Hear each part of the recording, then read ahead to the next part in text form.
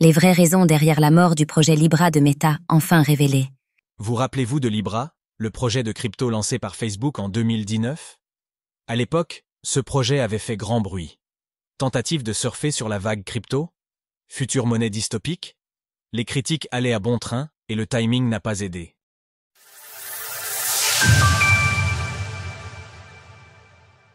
Libra de Meta, un projet, trop, en avance. Mark Zuckerberg cristallisait de nombreuses critiques à l'époque, et pour beaucoup, le Libra était vu comme une manière de prendre le contrôle sur un pan régalien de l'économie. Trop peu de personnes se sont arrêtées sur le responsable du projet, David Marcus, qui est pourtant le personnage central de cette histoire, depuis sa nomination à la tête des projets blockchain de Meta en mai 2018, jusqu'à sa comparution devant le Sénat le 16 juillet 2019 et sa démission de chez Meta en décembre 2021. Les vraies raisons de l'échec du projet Libra, renommé Diem par la suite, sont similaires à celles qu'on retrouve derrière les problèmes de Ripple, de Coinbase ou des entreprises crypto-américaines en général. En un mot, politique. L'ennemi de mon ennemi. À l'époque, le projet de Facebook était vu comme extérieur à notre camp. Avec le recul, on réalise que David Marcus faisait face à des adversaires qui furent ensuite les nôtres pendant 4 ans.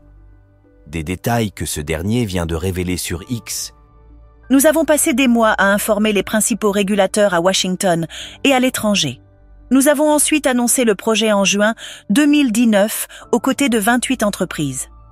2 semaines plus tard, j'ai été appelé à témoigner devant la commission bancaire du Sénat et la commission des services financiers de la Chambre des représentants, ce qui a été le point de départ de 2 années de travail ininterrompu et de changements pour apaiser les législateurs et les régulateurs. Comment crypto-monnaie et politique sont devenus liés. Meta n'est pas une petite entreprise. Le projet Libra est arrivé fin prêt devant les régulateurs. 28 des plus grosses entreprises de la planète étaient prêtes à le soutenir. Jerome Powell, le président de la Fed, était prêt à donner son feu vert jusqu'à un échange avec Janet Yellen, secrétaire du Trésor nommée par Joe Biden. Cette dernière aurait dit à Jerome Powell que « Permettre à ce projet d'aller de l'avant est un suicide politique et qu'elle ne le soutiendrait pas s'il le laissait faire. » Il n'en fallait pas plus. Quelque temps après, la Fed y a appelé les banques partenaires parmi les 28 entreprises.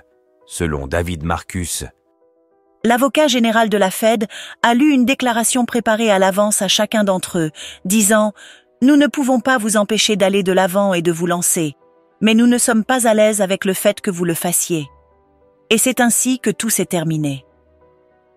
4 années de retard. Que l'on aime ou non Meta, ce projet aurait révolutionné la place de la blockchain et des crypto-monnaies dans le monde. Au lieu de cela, des années furent perdues. Combien d'autres projets ont été tués dans l'œuf sans même que nous ne soyons au courant? Découvrez comment la SEC a méthodiquement détruit les projets crypto pendant 4 années. Pour conclure son post, David Marcus partage son futur projet blockchain, sur lequel il travaille depuis, Lightspark. Il confie au passage que cet épisode de pression politique a confirmé ses soupçons.